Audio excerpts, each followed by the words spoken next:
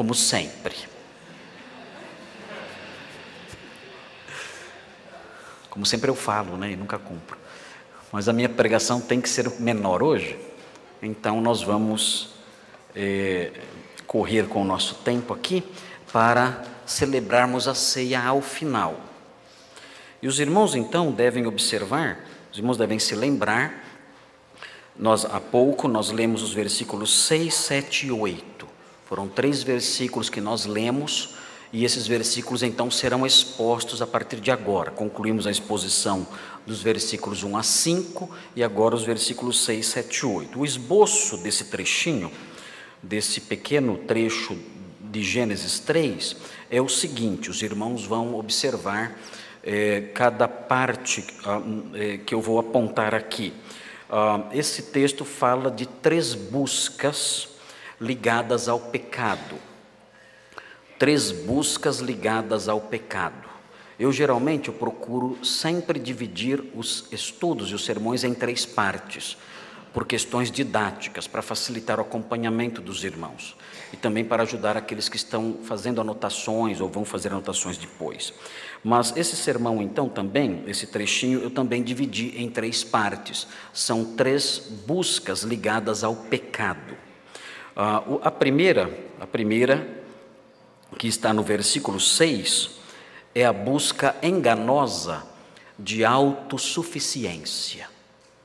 Isso está no versículo 6. A busca enganosa de autossuficiência. O pecado, ele envolve o desejo da pessoa de ser feliz e de se sentir realizada longe de Deus, independente de Deus. Então nós temos no versículo 6 essa busca enganosa de autossuficiência. Hoje nós vamos falar só sobre o versículo 6. A segunda busca pode ser percebida no versículo 7. E a segunda busca é a busca ineficaz de soluções para o mal. Consumado o pecado e vindo as consequências, a pessoa tenta remediar as consequências. Mas essas tentativas se mostram todas infrutíferas. A pessoa não consegue remediar as consequências do pecado. Então é a busca ineficaz de soluções para o mal. Ela não consegue solucionar o mal decorrente do desvio, do pecado, da iniquidade. E no versículo 8, nós temos o terceiro item, a terceira busca, é a busca inútil de meios para não enfrentar Deus. A busca inútil de meios para não enfrentar Deus. O homem no pecado, ele quer distância de Deus, não quer enfrentá-lo, não quer estar face a face com Ele. E as razões são óbvias, e nós vamos ver isso então, quando estudarmos o versículo 8. Vamos então olhar para a primeira busca que está no versículo 6. A primeira busca, como eu mencionei para os irmãos, é a busca enganosa de autossuficiência. A autossuficiência, entendam, o desejo da pessoa se realizar, de ser uma pessoa melhor, mais realizada, mais completa e mais feliz, sem Deus, longe de Deus. Esse é o discurso que é hoje em dia. Você pode ser alguém melhor, realizado, feliz, completo, pleno, experimentar satisfação na vida e plenitude de vida sem Deus. Esse é o discurso que há hoje em dia. E nós vamos ver aqui, olhando para esse versículo, onde isso aparece. Então, o texto diz assim, observem, eu vou ler o versículo para os irmãos novamente, depois eu vou ler o versículo em partes. Mas eu quero que os irmãos percebam um detalhe que há aqui, um detalhe que foi impresso aqui, um detalhe que foi gravado aqui pelo escritor Moisés, na medida em que ele foi produzindo a narrativa. Então o texto diz assim: vendo a mulher que a árvore era boa para se comer, agradável aos olhos e árvore desejável para dar entendimento, tomou-lhe do fruto e comeu, e deu também ao marido e ele comeu. O que há nesse versículo que chama a atenção?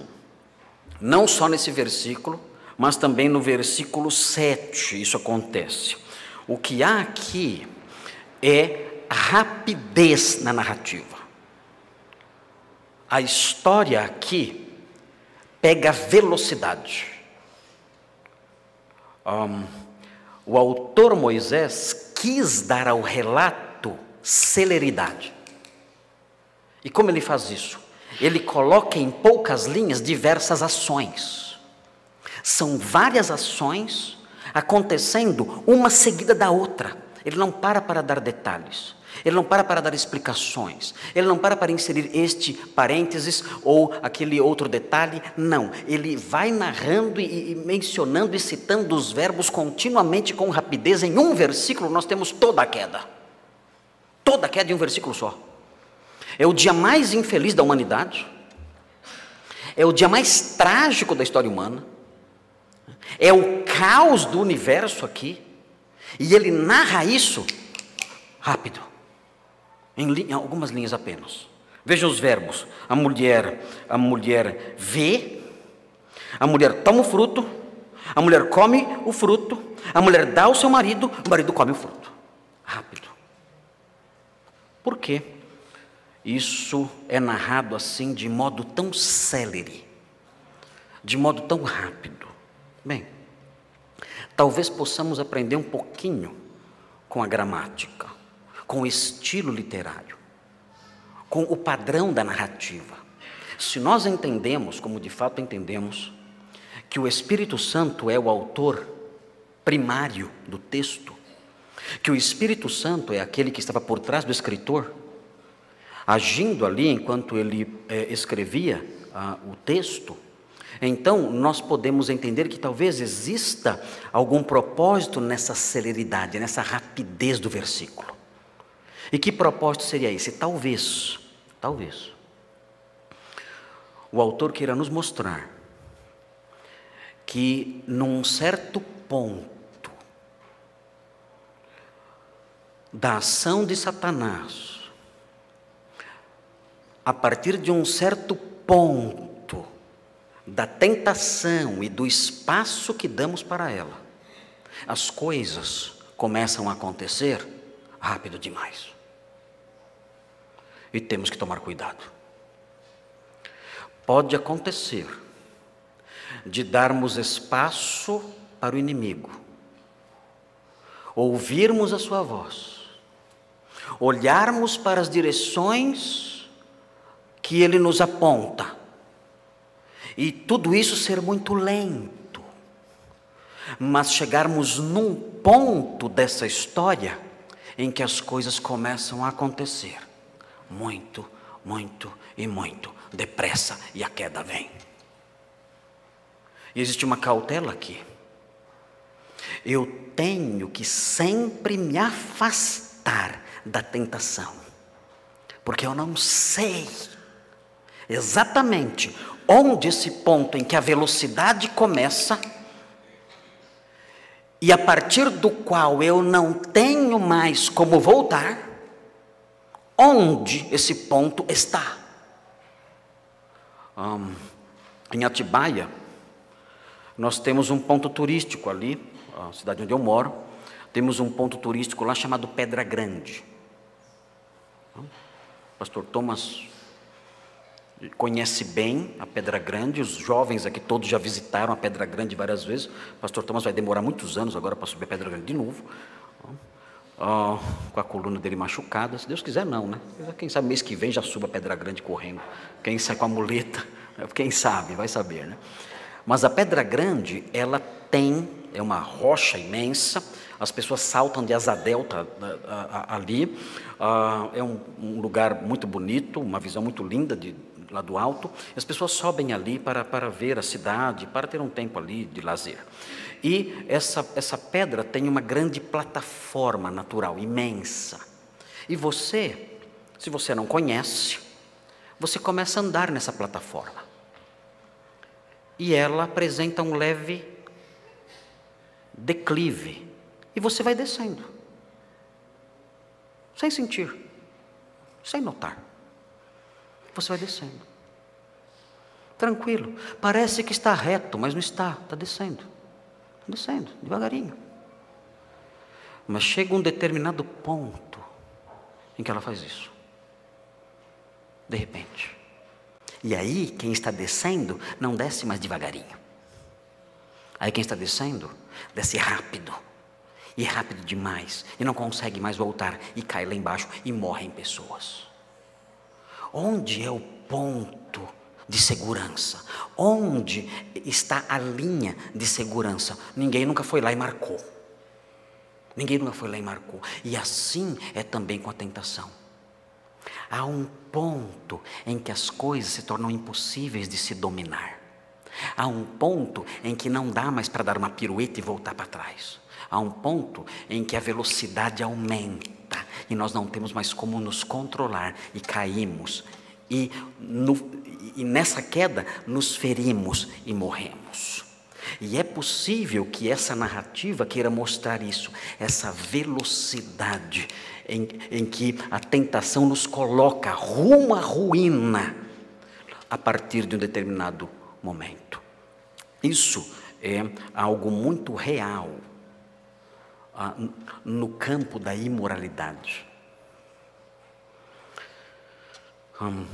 Casais de namorados, de noivos, muitas vezes começam a praticar certos avanços, casais crentes, que têm propósitos de santidade no namoro, que têm alvos de santidade no seu relacionamento, são moços, moças, cristãos de verdade, que querem se guardar para o casamento conforme a palavra de Deus ensina, ainda que o mundo zombe disso, ridicularize isso, nós não nos importamos com o que o mundo diz. Nós nos importamos com o que a palavra de Deus diz. E muitos jovens crentes de verdade se importam com isso. E muitas vezes, jovens assim, eles se deixam levar por alguns avanços. E isso é perigoso. Por quê? Porque chega o momento, chega o ponto em que as coisas acontecem rápido demais. E não há como voltar. Ultrapassa-se a linha de segurança. E não há mais como voltar. E vem a queda. E com a queda, vem todas as consequências rápidas também dessa mesma queda. Por isso, irmãos, esse versículo implicitamente, silenciosamente, esse versículo nos ensina que nós temos que nos afastar do perigo. Se você entende que algo é uma fonte de tentação, afaste-se disso. Não tente descobrir onde é a linha de segurança. Não tente. Não tente descobrir onde é o limite além do qual a queda virá fatalmente. Não tente descobrir. Não faça isso. Se você fizer isso, você se arrisca muito e não terá como voltar. Então o certo, o correto, à luz do que temos visto aqui, o certo é você se afastar da árvore. Não se aproxime da árvore, fique longe da árvore. Se reconhece que algo é fonte de tentação, se reconhece que algo ou alguém conduz você numa direção ou convoca você em determinada direção, afaste-se disso. Não brinque com o declive da tentação, porque num dado momento ele deixa de ser um declive e se torna um grande paredão, um grande abismo, e você não tem mais como voltar. Muito bem, vamos olhar agora para o versículo, olhando os seus pedacinhos. Vamos observar isso. Vejam aí, o texto diz assim: vendo a mulher que a árvore era boa para se comer. O que começa a acontecer aqui, é uma avaliação. A mulher está agora avaliando o fruto e todas as circunstâncias ao redor e tudo o que a serpente disse. Ela está avaliando. E essa avaliação, ela se estende por quase todo o versículo. O texto diz que ela viu que a árvore era boa para se comer. Notem, essa avaliação é uma avaliação parcial. Ela percebeu que o alimento era agradável, e era mesmo. O alimento era atraente. O fruto tinha uma substância e uma aparência que era muito atraente. Isso é verdade. E ela começa a avaliar o fruto a partir disso apenas. Depois ela acrescenta outras coisas. Mas ela não está avaliando plenamente o que está diante dela. E ela pensa, isso é bom. Ah, sim, é bom, mas há uma proibição. Mas há um perigo. Esses mas não aparecem na avaliação dela. É uma avaliação parcial. Não é uma avaliação necessariamente errada. Não é uma avaliação necessariamente equivocada, mentirosa, não. É realmente bom. É realmente agradável. Mas esse mas não entra na avaliação. E ela chama aquele fruto, aquela árvore, apenas de algo bom. Ela vê que é bom. Mas há mentira mesclada nisso. Essa avaliação não está levando em conta o que Deus diz. Essa avaliação não está levando em conta o que Deus afirmou sobre aquilo. E quando nós fazemos isso, nós estamos a um passo da queda. Quando nós avaliamos qualquer coisa, nós não podemos dizer isso é bom a partir da aparência. Nós não podemos dizer isso é bom a partir das nossas intuições pessoais. Nós não podemos dizer isso é bom a partir das minhas avaliações, dos meus insights, das minhas percepções próprias. E avaliar as coisas a partir disso tem um certo grau de segurança, tem um certo grau de verdade. A mulher disse, ela é boa, é agradável, é atraente, isso era verdade. Mas eu não posso avaliar as coisas a partir somente disso. Eu tenho que avaliar as coisas a partir disso e somar a isso a avaliação da palavra de Deus. O que Deus diz sobre isso? Eu posso olhar e dizer, isso é agradável, isso é atraente, isso é bom. E ok, mas o que Deus fala sobre isso? A resposta a essa pergunta deve entrar na minha avaliação. Irmãos, nós somos colocados diante de propostas o tempo todo. Nós somos colocados diante de ideias, diante de filosofias, diante de verdades, entre aspas, o tempo todo, dizendo para nós, olha, isto é bom. Olha, isto é bom. Vejam, isto aqui é bom. Eu devo avaliar essas coisas, mas eu devo avaliar essas coisas sob a ótica da palavra de Deus. Eu posso dizer, sim, isso é bom, mas é perigoso. Sim, isso é bom, mas Deus disse, não toque nisso. Sim, isso é bom, mas Deus disse, não toque agora, toque nisso depois. Não é o momento de tocar nisso agora. Nós temos que levar em conta o que Deus diz em todas as nossas avaliações. Temos que avaliar assim as pessoas, as ideias, as conversas, as propostas, as ofertas, tudo. O que Deus diz acerca disso? Deus diz que isso é bom também, mas Ele diz que este não é o momento de eu desfrutar disso agora. Deus diz que isso é bom, mas Ele diz também que isso é perigoso, e eu devo fugir disso nesse momento. Nós temos que acoplar aquilo que nós vemos, a avaliação do próprio Deus. O grande problema é que as pessoas não conhecem a palavra de Deus e não sabem o que é agradável a Ele. Nós vemos cultos corrompidos hoje em dia. Cultos corrompidos. E são cultos corrompidos por quê? Porque muita gente pensa, isso é bom, isso agrada a Deus, e não agrada. Ah, mas é feito com sinceridade, mas não agrada a Deus. As pessoas estão agindo apenas com base nas suas avaliações pessoais, não estão colocando as coisas sob a ótica da palavra de Deus, sobre as lentes da palavra de Deus, e aí cometem o erro, e aí caem no pecado, e aí se desviam da verdade. A mulher olhou para o fruto e disse: isso é bom, isso é agradável, isso é bom, mas não considerou o que Deus havia dito sobre o fruto.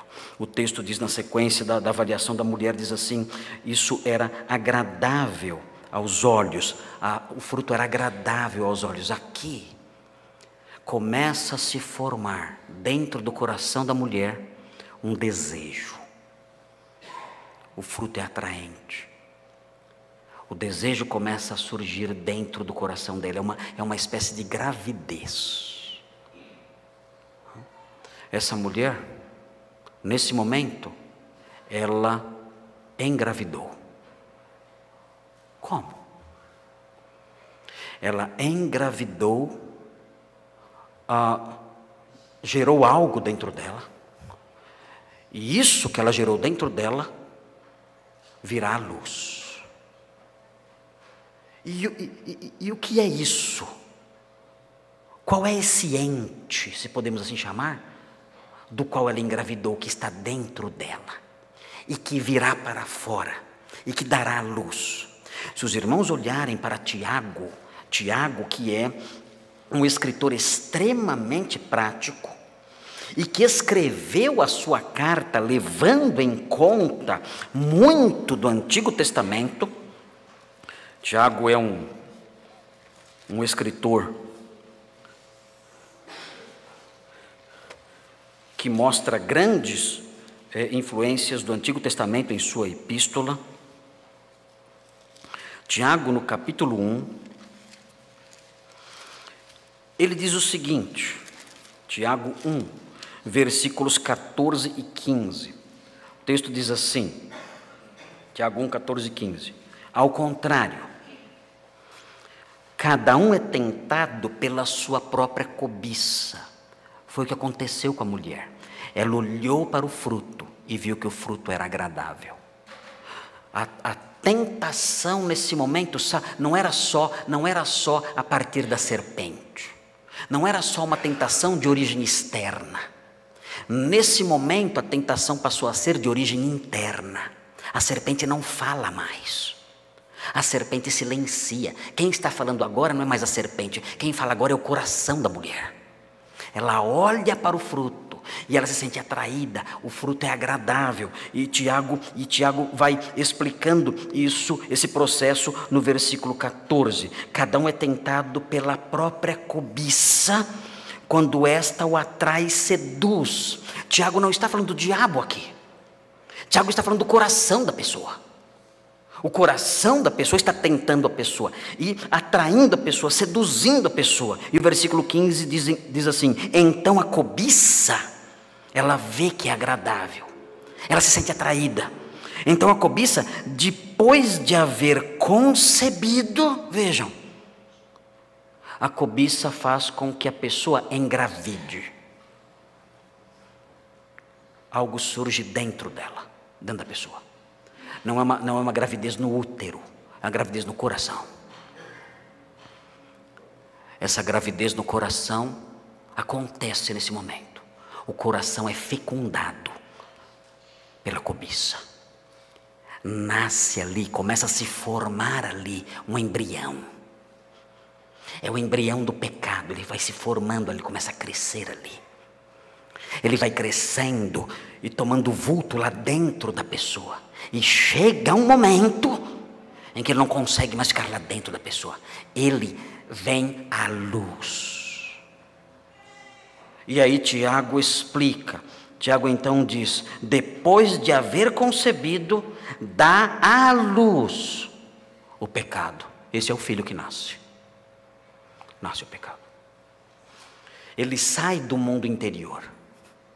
Ele sai do coração da pessoa e ele vem para a história da pessoa, para o mundo dos atos, para o mundo dos fatos, para o mundo das realidades palpáveis. O pecado é cometido. E quando o pecado é cometido, vem a sequência.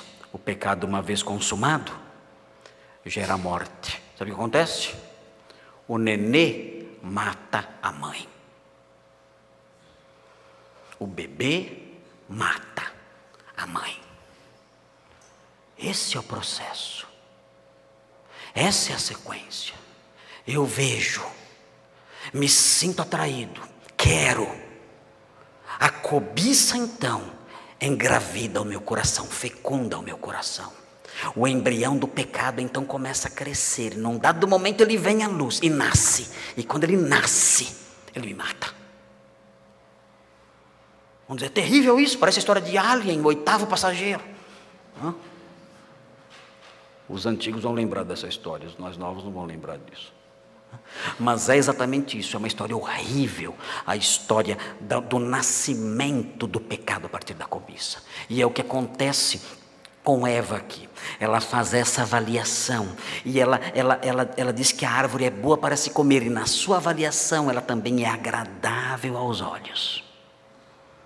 E quando ela percebe que é agradável aos olhos, então ela engravida da cobiça, que dará à luz a um filho. Dará à luz um filho que a matará. E a sua avaliação continua.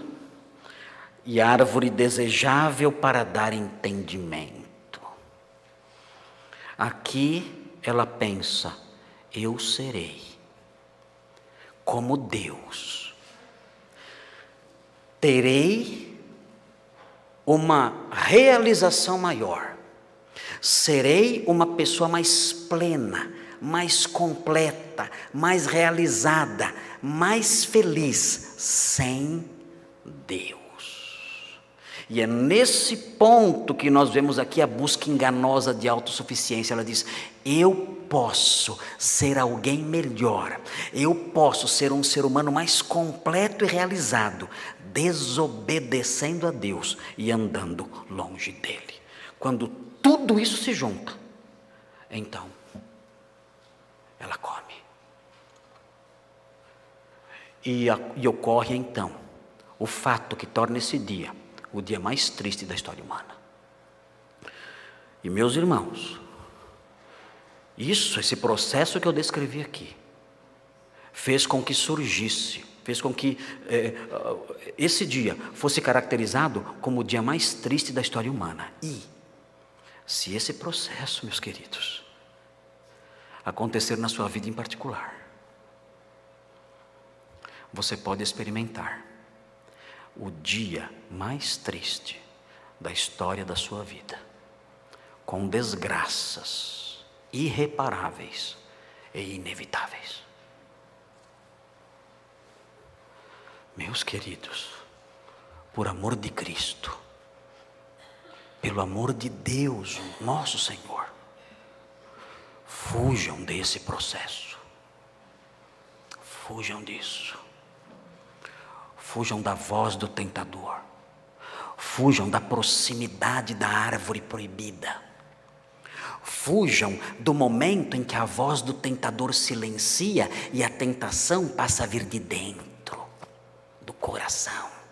Não são mais vozes ao redor de pessoas, de amigos, de incrédulos. Não, é a voz do coração dizendo, vá, vá, vá. Fuja desse momento. Para que não surja essa gravidez perigosa.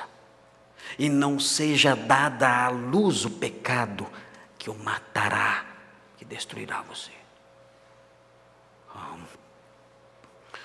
Vocês vão dizer, pastor, que medo.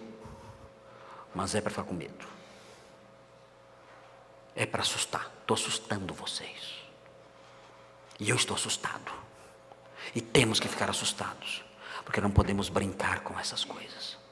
E essas coisas, meus queridos, essas coisas estão diante de nós continuamente. Como? Como essas coisas estão diante de nós continuamente, todos os dias? Nós andamos num campo minado. Nós andamos numa floresta cheia de perigos, cheia de ameaças. O mundo é essa floresta, cheia de perigos, cheia de ameaças, colocando essas armadilhas diante de nós, e sempre essas armadilhas têm esse formato. O que o diabo fez no Éden, ele continua fazendo todos os dias. Como? Ele faz isso usando o mundo ao nosso redor. Se os irmãos olharem com atenção, isso é muito interessante de se notar. Os irmãos verão como o mundo age na primeira carta de João. Prestem atenção nisso. Prestem atenção nisso. 1 João, no capítulo 2. Acompanhem, por favor. 1 João, no capítulo 2. E vejam o versículo 16. Eu vou começar com a leitura do 15. E eu quero que os irmãos vejam aqui nesses versículos exatamente o mesmo processo que aconteceu no Éden, aqui no capítulo 3 de Gênesis, no versículo 6 e depois as consequências nos versículos seguintes. Mas vejam o que é dito aqui em 1 João 2, 15 e 16. O texto fala assim, prestem atenção, grifem na Bíblia isso. Grifem, porque isso aqui é um alerta acerca de um perigo constante, diário. Aqui o Senhor Deus está nos alertando quanto a perigos que toda hora estão diante de nós. O texto diz assim, não ameis o mundo. O mundo aqui não é o planeta Terra, não é um versículo antiecológico, não é isso. O mundo aqui é a cultura, o sistema cultural anti-Deus que nos cerca. Isso é o mundo aqui, esse é o cosmos aqui. É o sistema cultural anti-Deus que nos cerca. Esse é o mundo. O texto diz, não ameis o mundo, nem as coisas que há no mundo. As coisas próprias desse sistema cultural anti-Deus que nos cerca, não amem essas coisas, fujam delas. E ele diz assim, porque tudo que há no mundo, quais são as coisas que há no mundo? O que abrange, o que está abrangido nesse tudo que há no mundo, ele vai dizer agora. Ele vai dizer tudo que há no mundo. Você fala, não, mas como ele vai falar tudo que há no mundo? Vai resumir.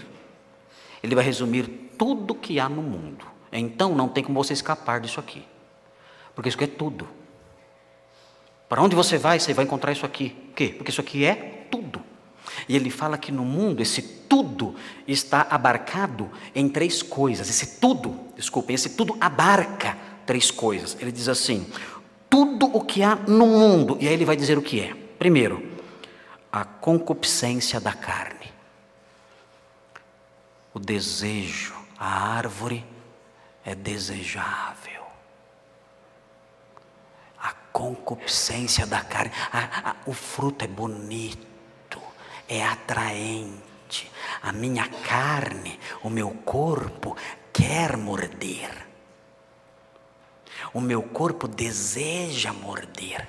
É a concupiscência da carne, a satisfação dos sentidos carnais, corporais. A Bíblia diz que o mundo oferece isso o tempo todo. O mundo diz, tente satisfazer a concupiscência corpórea, a sua concupiscência sensorial, a sua concupiscência física, a concupiscência da carne. Como a mulher no Éden, quando viu o fruto e sentiu o desejo de comê-lo, de mordê-lo, devorá-lo.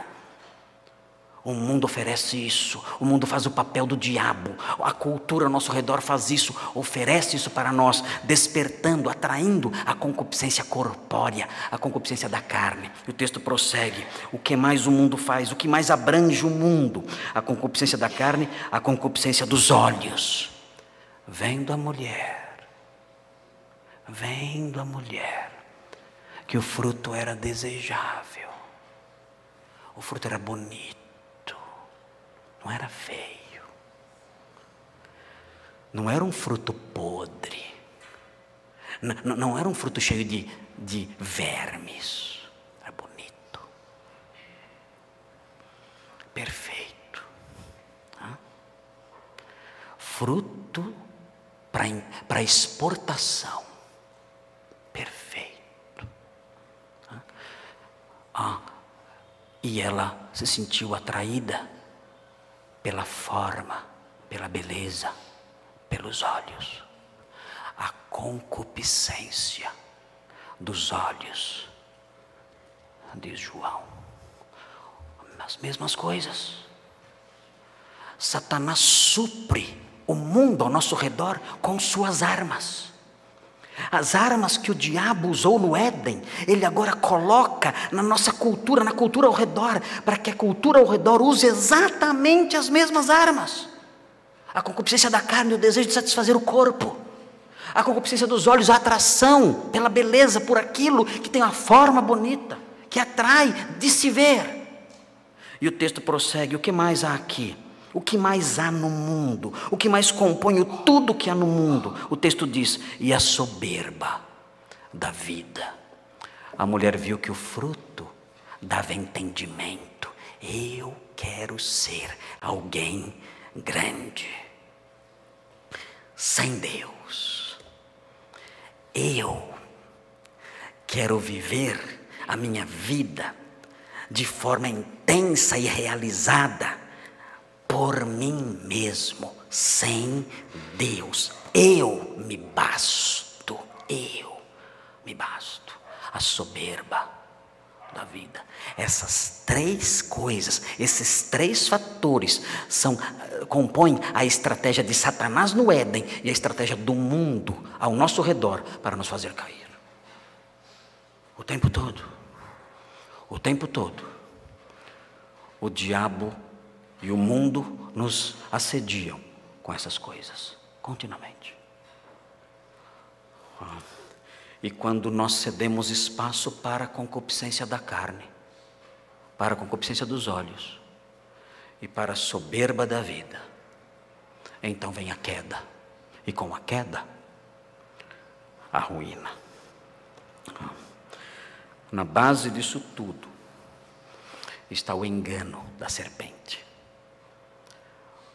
Nós olhamos e somos atraídos por aquilo que pode satisfazer os nossos sentidos, a concupiscência da carne. E somos atraídos por aquilo que atrai nossos olhos, a concupiscência dos olhos.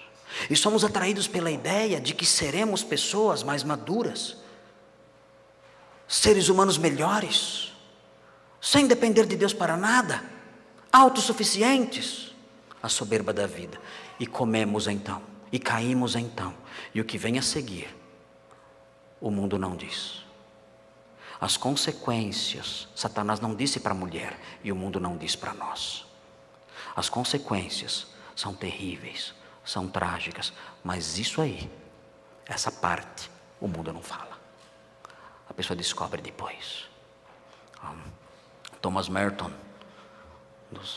grande escritor, ele escreveu um livro chamado A Montanha dos Sete Patamares. Eu já mencionei esse livro aqui para vocês. Ele diz: quando eu era jovem, o mundo me atraiu. O mundo me atraiu apelando para as concupiscências da minha carne. O mundo me atraiu apelando para a concupiscência dos meus olhos, para a minha soberba. O mundo me atraiu e eu saí. E eu saí pelo mundo, ele diz. Eu saí pelo mundo e eu disse: eu vou saquear o mundo. Essa foi a expressão que ele usou no seu livro. Eu vou saquear o mundo. Eu vou arrancar todos os frutos de todas as árvores. Todos. Eu não vou comer um fruto. Eu vou saquear a árvore. Eu vou arrancar todos os frutos da árvore e devorar todos eles. Ele diz: no final, eu, que saí para saquear, voltei saqueado. Foi o mundo que me saqueou. Foi o mundo que me despojou. Meus irmãos, fiquem atentos para essas coisas. Fiquem atentos para esses perigos, para esses elementos que a palavra de Deus nos dá. A palavra de Deus fala conosco, ela nos alerta. Como andar, em que direção seguir. Se nós não ouvirmos a palavra de Deus, nós não teremos mais nada. Uma vez me deram de presente um GPS. Eu coloquei no meu carro. E eu fui dirigindo um lugar onde eu não conhecia. E o GPS é uma beleza. É muito bom. Às vezes, é até uma boa companhia. Tem uma boa companhia. Conversa com você o tempo todo, durante o caminho, quando você está dirigindo, meio solitário, o GPS fala com você. Eu ali dirigindo, indo numa certa direção, o GPS disse, vire à direita. Eu disse, tá bom, só porque você quer. A avenida para onde eu vou está lá, eu não vou virar para cá. O GPS está errado. Virar à direita. Não, continua. Não vou ouvir o GPS. O GPS está errado. O GPS dizendo, por favor, imploro, vire à direita, na próxima. Não. Eu sou mais eu não preciso disso aqui. Não preciso desse GPS, não preciso desses alertas, não preciso dessas palavras, não preciso dessas direções. Eu confio no meu senso de direção. Sabe o que aconteceu? Adivinha? Claro que eu me perdi. Claro que me perdi. E alguém poderia perguntar, para que você tem um GPS então? Se você não ouve o que ele diz. E a pergunta que eu faço para vocês é essa: por que vocês têm um GPS então? Se vocês não ouvem o que ele diz.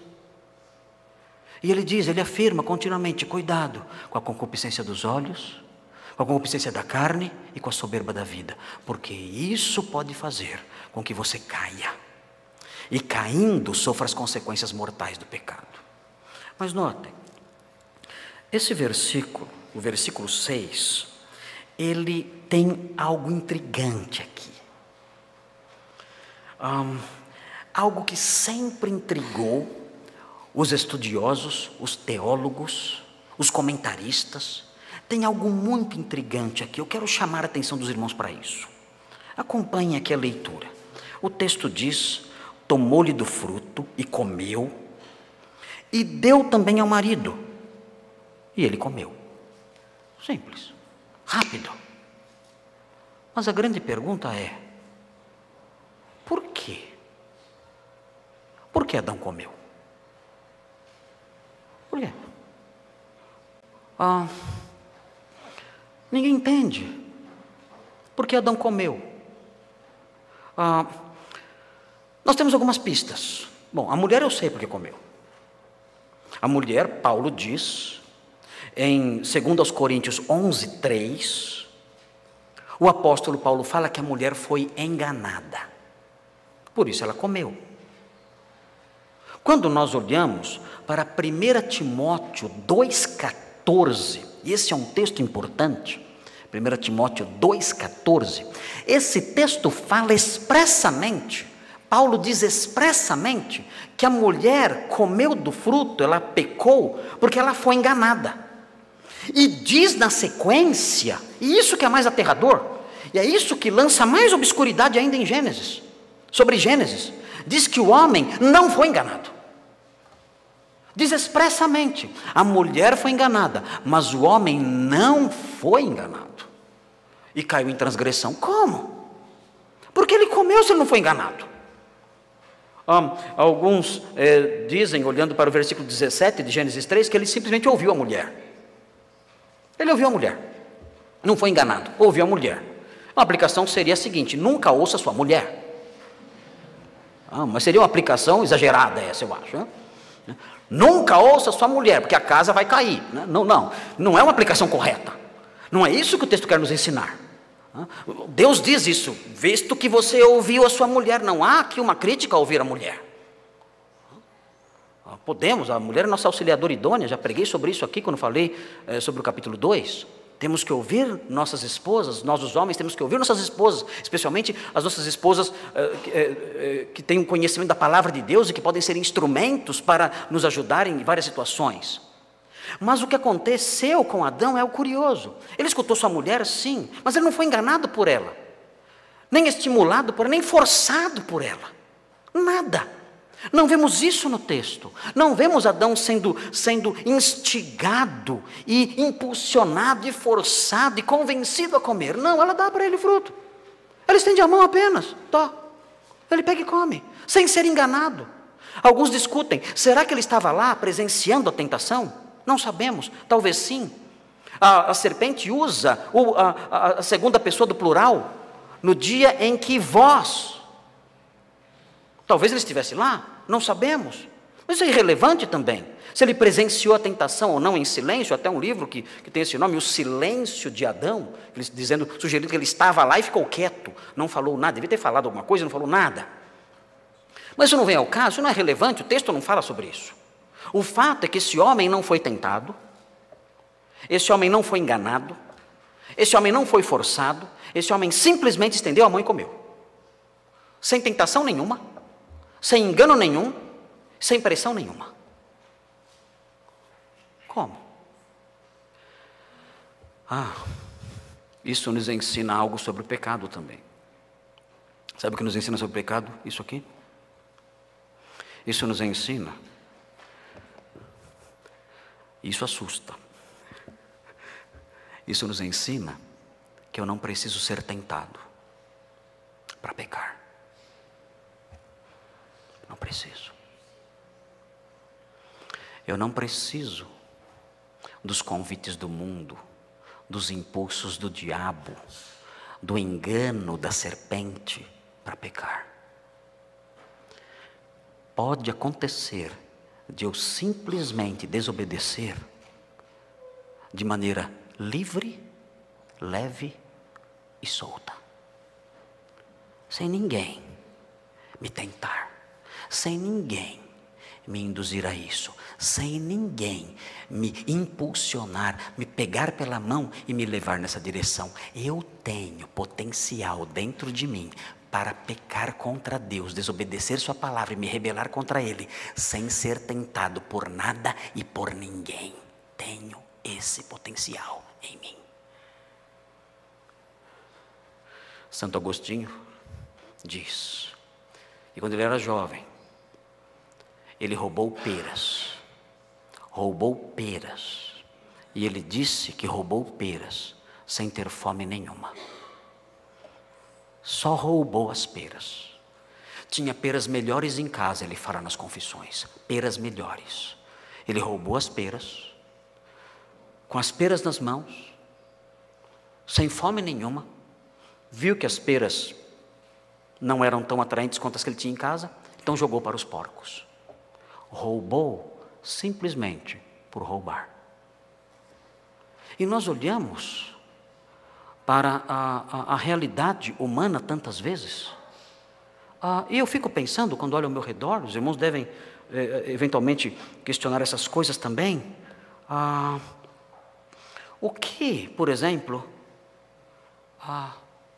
tenta um vândalo a pichar uma parede? Qual é o barato? De onde vem a tentação? É que a parede fala, vem. De onde vem a tentação para fazer algo assim? As pessoas que falam palavras sujas. As pessoas que sempre dizem imoralidades o tempo todo, sempre. Seus pensamentos sempre marcados, suas palavras sempre marcadas por duplos sentidos, por brincadeiras, por gracejos imorais, por palavras sujas. Quem as tenta? Quem as impulsiona? Que força é essa exterior que as atrai nessa direção? Nada. Elas fazem isso livremente, espontaneamente, sem nada lá fora as chamando para isso. Não, simplesmente fazem porque querem fazer. Sem nenhum problema, livremente, sem pressão nenhuma. O que faz pais? Hoje apresentamos um bebê aqui, eu falei um pouquinho sobre isso hoje cedo. Mas o que faz com que os pais, muitas vezes, provoquem seus filhos? Despertem a tristeza, ou o rancor, ou o ódio deles, muitas vezes só por brincar. O que os leva a isso? Por quê? Qual é a tentação envolvida nisso? Ou coisas piores. Sei de pais que introduzem os seus filhos na bebida, ainda pequenos, crianças.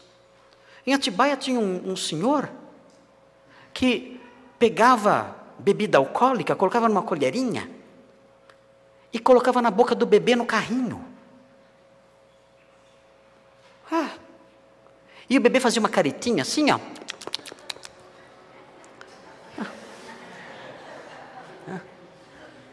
E o pai achava engraçado e dava mais. E o bebê pedindo mais, né? Manda, molha a chupeta aí, pai. Mas o que tenta um pai é fazer isso. Ele faz isso livremente, sem nenhuma tentação, sem nenhum impulso. Ele faz isso sem que nada o force nessa direção. Minha filha Helena disse de uma professora dela que deu de presente para o filho uma revista pornográfica, uma revista erótica. Deu para o filho. Que forças exteriores, que forças interiores levam a mulher a fazer isso, a cometer esse tipo de pecado, a cometer um absurdo como esse. Qual é a força externa que faz com que adolescentes pratiquem bullying nas escolas? Eles fazem isso sem nenhuma tentação, fazem isso livremente, soltos, voluntariamente. Nada os pressiona nessa direção, nada. É o pecado de Adão. Eu só estendo a mão, nada me obriga, nada me força nessa direção, não tem que lutar com nada. Eu simplesmente pego e como. E quando nós olhamos para uma realidade como essa, presente no final desse versículo, e deu também ao marido, e ele comeu, nós percebemos essa realidade, que muitos pecados, irmãos, que nós cometemos livremente, sem nada que nos impulsione nessa direção. Muitos pecados nós cometemos depois de muita luta. Lutamos contra eles, sofremos. E às vezes, no meio dessa luta, nós caímos. Mas outros, não. Outros, nós simplesmente estendemos a mão, livremente. Ninguém puxa a nossa mão. Nós simplesmente estendemos a mão e comemos, só. Porque queremos, sem ninguém nos empurrar, sem ninguém nos forçar. Quando nós temos na nossa vida pecados com os quais lutamos e sofremos e caímos eventualmente, nós suplicamos a Deus: Senhor, me dá forças, não estou conseguindo superar essa prova, não consigo vencer essa fraqueza, não consigo passar por cima dessa tentação. O Senhor então é paciente, o Senhor então é longânimo, Ele nos sustenta, nos consola, nos ajuda a caminhar, nos perdoa, e nós caminhamos então debaixo do seu sustento. Mas muitas vezes fazemos as coisas porque queremos fazer sem luta nenhuma, voluntariamente e livremente. E para esses casos é necessário que nós aprendamos um texto da palavra de Deus, e eu vou encerrar com essa leitura. E é o texto que se encontra em Isaías 1, 16 a 18. E eu quero terminar esse primeiro ponto com esse apelo aos irmãos. Os irmãos que muitas vezes se rendem ao pecado livremente, sem luta. Cometem o pecado como Adão cometeu, sem sequer serem tentados. Caem no pecado sem sequer passarem pela tentação. E nutrem esses pecados em suas vidas. O texto de Isaías 1. Isaías 1 diz o seguinte, no versículo 16. O texto diz assim, até o versículo 18. Falando sobre a condição de Israel, que vivia assim no pecado, livremente, voluntariamente, dizendo: lavai-vos, diz a palavra, lavai-vos, purificai-vos, busquem o perdão que há em Jesus, busquem o perdão que há no sangue de Cristo, no seu sacrifício. O sangue de Jesus Cristo nos purifica de todo pecado. Se aproximem dele. Vocês que vivem longe dele, nesses atos de rebelião aberta, lavai-vos, purificai-vos, tirai a maldade de vossos atos de diante dos meus olhos. Cessai de fazer o mal. Vocês fazem o mal livremente. Vocês praticam o mal à saciedade, sem que nada os impulsione nessa direção. Parem com isso. Abandonem essas coisas. O texto diz no versículo 18: vinde, pois, e arrazoemos, diz o Senhor, ainda que os vossos pecados sejam como a escarlata, vermelhos, eles se tornarão brancos como a neve, ainda que sejam vermelhos como o carmesim, se tornarão como a lã. Eu vou perdoar vocês. Abandonem essas coisas, abandonem o pecado voluntário, deixem para trás essas práticas, sejam purificados dessas coisas, e eu vou fazer com que vocês sejam e tenham um coração mais alvo do que a neve. Em Romanos, no capítulo 13, o apóstolo Paulo, se deparando com aqueles irmãos de Roma, que muitos deles envolvidos em intrigas gratuitas, muitos deles envolvidos em críticas contra os irmãos, críticas gratuitas, talvez alguns envolvidos em erros, em imoralidades, em práticas às quais se entregavam, quem sabe gratuitamente. Ele diz em Romanos 13, no versículo 11, um dos textos mais preciosos da Bíblia, e um apelo que ecoa ao longo dos séculos e chega até nós hoje, e fala com você. Fala com você. Romanos 13, 11. O apóstolo Paulo diz aqui, o coração do apóstolo diz, o Espírito Santo diz o seguinte, 13, 11 de Romanos: e digo isto a vós outros que conheceis o tempo. Vós outros conheceis o tempo, somos nós, os crentes. Romanos 13, 11. Já é hora de vos despertardes do sono. Vocês estão andando de modo sonolento, se deixando levar pelo pecado, pela cobiça, pelas concupiscências todas ao redor. É hora de despertardes do sono, porque a nossa salvação está agora mais perto do que quando no princípio cremos. O Senhor está chegando. Nós estamos indo na sua direção, vamos encontrá-lo em breve. O texto diz: vai alta noite.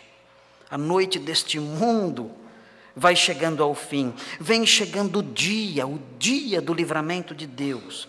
Deixemos, pois, as obras das trevas e revistamo-nos das armas da luz. Andemos dignamente, como em pleno dia. E aí ele começa a enumerar as coisas. Ele diz: não em orgias, imoralidades, não em bebedices, não em impudicícias, não em dissoluções, não em contendas e ciúmes. Abandonem todas essas coisas. O dia está chegando, a noite está passando. Abandonem essas coisas. E o texto diz no versículo 14: mas revesti-vos do Senhor Jesus Cristo, e nada disponhais para a carne no tocante às suas concupiscências. Não deem espaço para satisfazer os desejos da carne. Façam isso agora. A hora já passou. O tempo já chegou. Já é hora de despertar e de abandonar essas coisas. Avalie sua vida. Teremos a ceia do Senhor hoje. Avalie a sua vida. E diga ao Senhor: Senhor, me perdoe. Porque algumas vezes o meu pecado é como o de Eva. Eu sou enganado, sou induzido e sou levado. Acontece comigo, me perdoe por isso. Mas muitas vezes não. Muitas vezes eu simplesmente estendo a mão, plenamente consciente do que estou fazendo. Eu estendo a mão e faço o que o Senhor reprova livremente. Perdoa-me, Senhor, seja em face de uma situação ou de outra. Perdoa-me e me ajuda. Eu quero fugir da queda enganosa de Eva e quero fugir da queda voluntária de Adão. Eu quero viver para o Senhor. Lava-me, perdoa-me, restaura-me, porque eu sei que depois da queda vem a morte. Vamos orar. Senhor Deus, a experiência humana envolve tantos aspectos, tantas realidades que podem te desagradar. Nós muitas vezes não conhecemos a sua palavra e chamamos de bom aquilo que é perigoso. E não incluímos a sua palavra nas nossas avaliações. E tantas vezes somos enganados. Mas outras vezes, porém, nós conhecemos sim a verdade. E como Adão, sem sermos enganados e tampouco tentados, nós estendemos a mão e nos rebelamos contra o Senhor e fazemos o que lhe desagrada. Tantos podem ser os exemplos, mas cada pessoa aqui pode suprir em seu coração e se lembrar agora de alguns exemplos disso em sua própria vida. O Senhor conhece a história de cada um e o coração de cada um. E pedimos, Senhor, que o seu Santo Espírito atue no nosso meio e conduza o seu povo ao arrependimento. A noite vai passando e o dia da nossa redenção está chegando. Queremos abandonar as obras das trevas e nos revestir das armas da luz. Ajuda cada irmão aqui, que haja arrependimento nesta noite, restauração nesta noite, e um propósito novo, santo, de andarmos nos seus caminhos, fugindo de tudo aquilo que te desagrada e de qualquer coisa que possa nos conduzir por um caminho mau. Dá-nos, ó Deus, um zelo maior, um cuidado maior, uma seriedade maior. Brincamos tantas vezes, somos descuidados, brincamos perto de abismos, brincamos perto de labaredas terríveis. Ó Deus, dá-nos uma visão mais madura dessas coisas e que haja em nós um desejo franco, real, intenso de fazer o que o Senhor quer, de obedecer ao Senhor, de abandonar os caminhos maus. Ajuda-nos nisso.